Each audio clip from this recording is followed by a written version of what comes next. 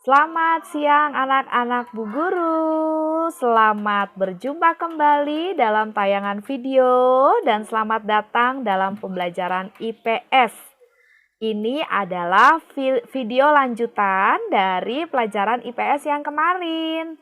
Nah, di sini sudah ada tugas-tugas yang juga akan Bu Guru berikan kepada kalian. Selain pengerjaan di LKS, ada tugas yang perlu kalian perhatikan, nanti kalian bisa lihat dalam video pembelajaran yang Bu Guru bagikan.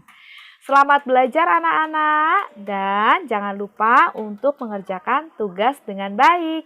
Tuhan Yesus memberkati. Pagi ini kita belajar tentang subtema 2 dan 3 untuk pelajaran IPS. Jadi kelanjutan kemarin anak-anak ya. KD-nya masih tetap sama dari 3.2 tentang menganalisis perubahan sosial budaya dalam rangka modernisasi bangsa Indonesia, dan KD 4.2 menyajikan hasil analisis mengenai perubahan sosial budaya dalam rangka modernisasi bangsa Indonesia. Kita belajar tentang pengaruh televisi dalam kehidupan sehari-hari. Jadi dengan masuknya listrik atau ditemukannya listrik atau mulai berkembangnya listrik mengakibatkan terjadinya perubahan sosial budaya di masyarakat Indonesia. Nah, mulanya itu dengan munculnya sebuah alat yang disebut dengan televisi. Ya, jadi apa sih pengaruhnya televisi dalam kehidupan sehari-hari? Kita akan lihat bahwa dengan adanya listrik, maka terjadilah kemajuan teknologi, salah satunya televisi. Televisi mampu memberikan informasi atau pesan-pesan yang ditangkap melalui mata dan telinga. Pada umumnya, seseorang akan mengingat dengan mudah setiap informasi yang ditayangkan di televisi.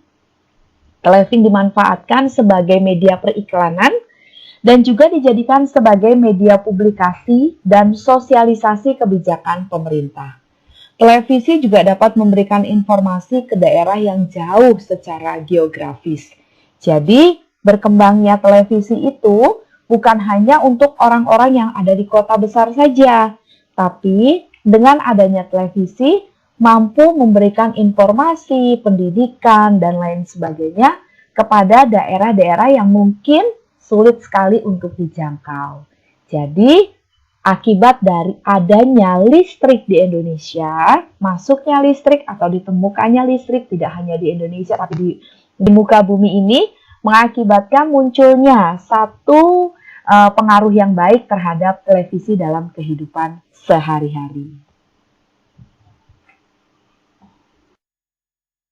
Nah, apa aja sih pengaruh televisi bagi kehidupan masyarakat? Nah, dalam semua aspek bidang, pasti ada yang disebut dengan pengaruh negatif dan pengaruh positif. Nah, apa saja pengaruh positifnya? Mari kita lihat bersama-sama. Pengaruh positif yang pertama itu menambah wawasan. Yang kedua, memberikan informasi. Ya, jadi lewat televisi kita dapat informasi baru. Yang ketiga, memotivasi penonton dalam mencontoh keteladanan figur yang tampil di televisi. Jadi orang-orang sukses yang diundang dalam sebuah acara, itu kita bisa teladani bagaimana orang tersebut bisa akhirnya menjadi sukses. Televisi juga bisa menjadi ajang hiburan buat kita. Udah lelah, sudah capek belajar, sudah capek bekerja, sudah capek melakukan aktivitas, salah satu bentuk hiburan yang ada yaitu dengan televisi.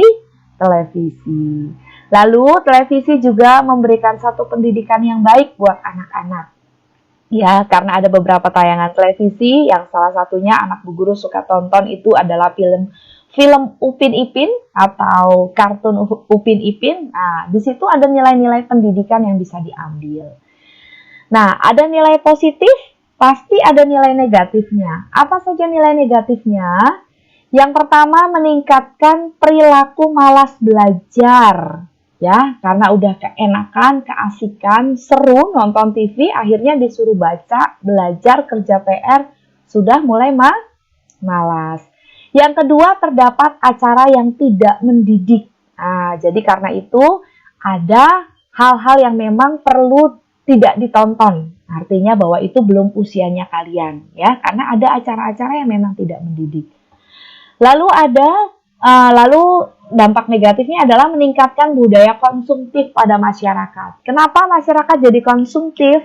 Karena ada iklan. Wah, ada iklan baru, misalnya iklan Tenggu.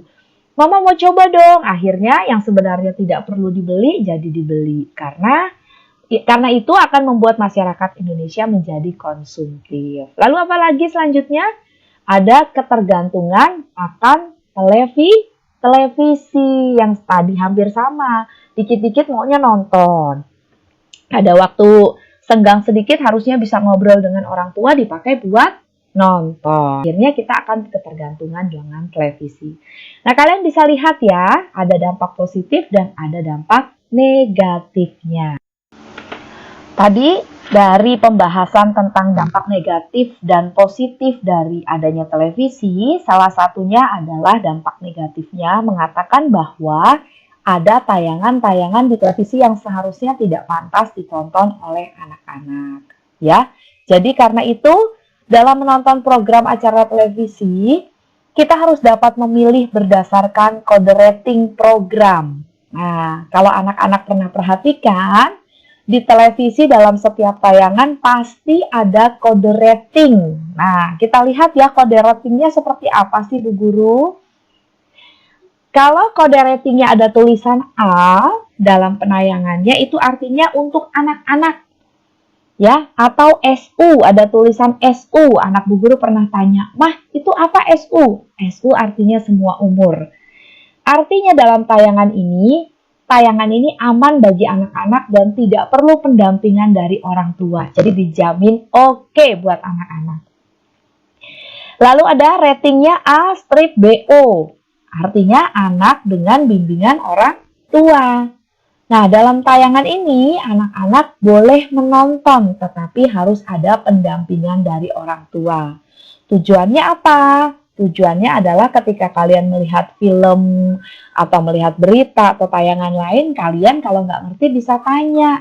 Atau kalau ada hal-hal yang mungkin menurut kalian tidak baik, kalian juga bisa tanya. Dan akhirnya orang tua bisa memberikan penjelasan. Lalu ada kode rating BO, bimbingan orang tua.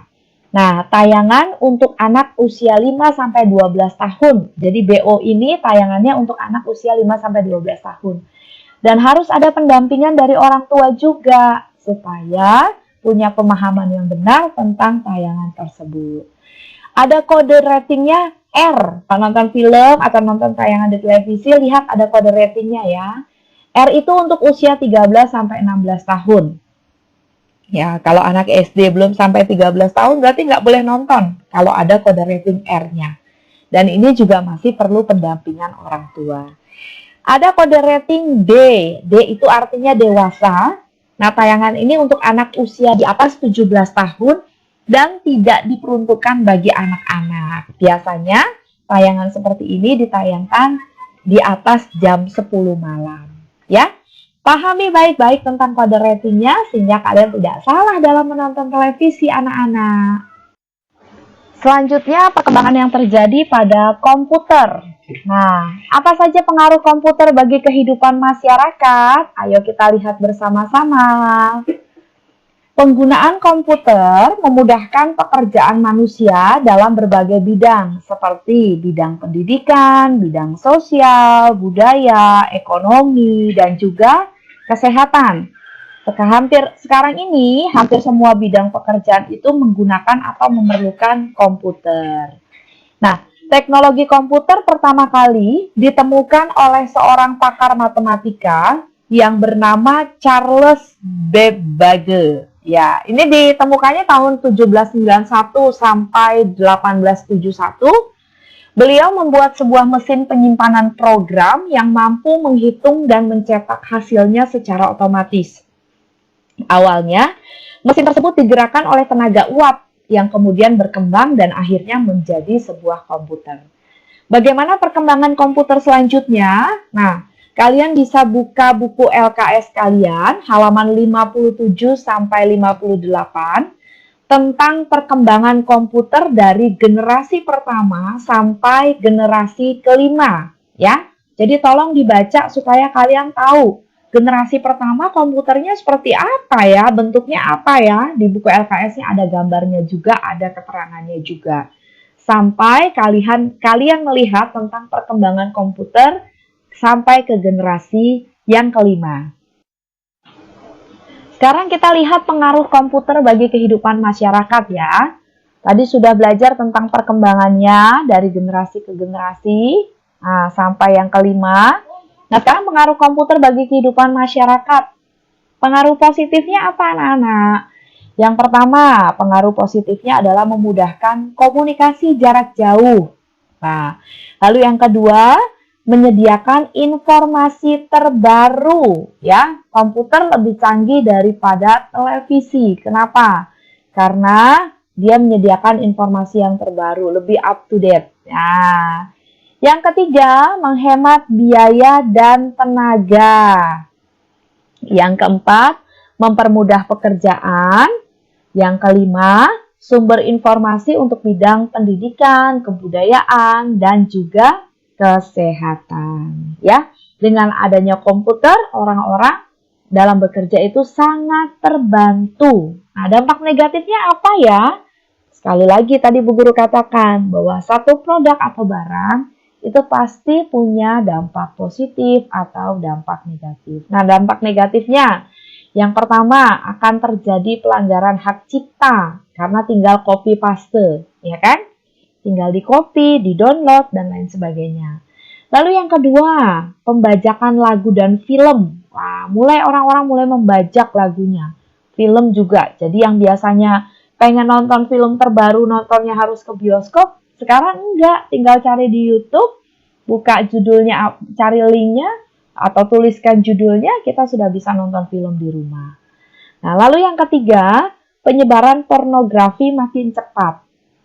Karena kalau kalian lihat, begitu buka YouTube, ada begitu banyak tayangan-tayangan yang tidak seharusnya ditonton oleh anak usia seperti kalian. Karena itu, dalam hal ini, diperlukan sekali untuk kalian punya rasa takut akan Tuhan. Jadi setiap kali buka komputer, setiap kali buka handphone, ya kan, sekarang juga internet juga masuk lewat handphone.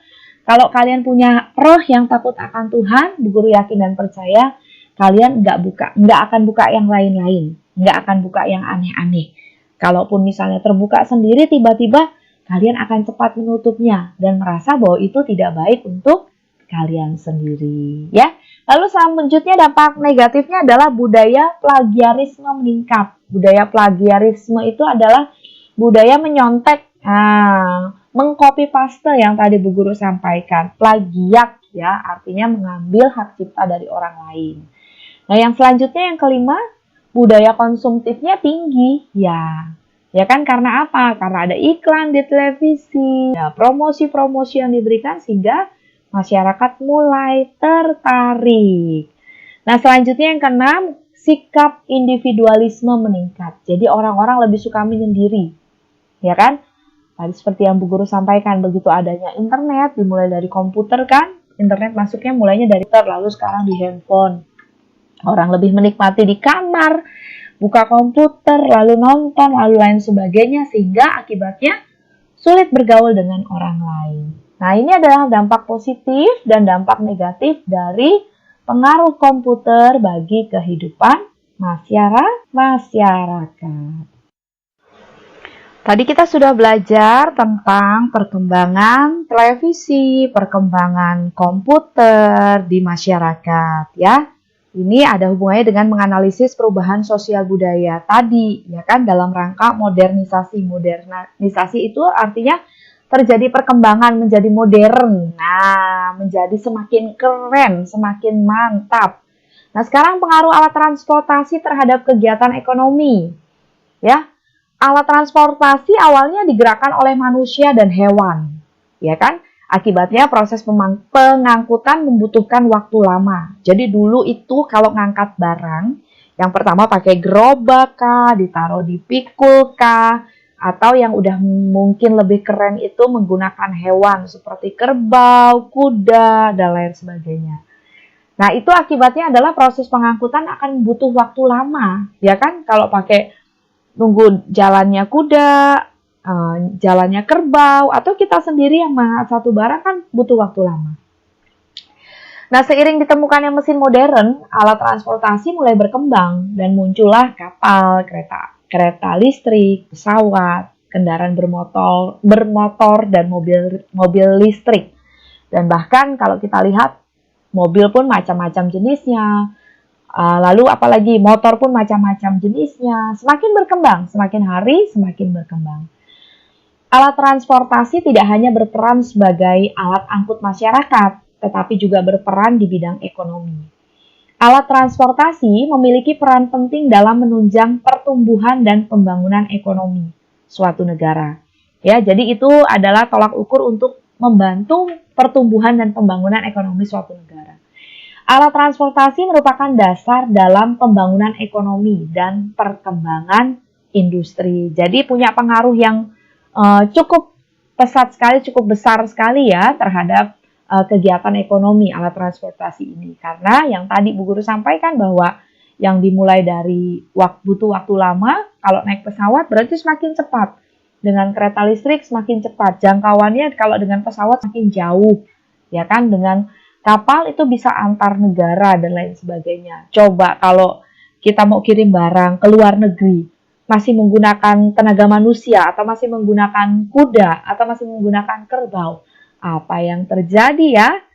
Wah, ternyata luar biasa perkembangan yang terjadi di era sekarang ini.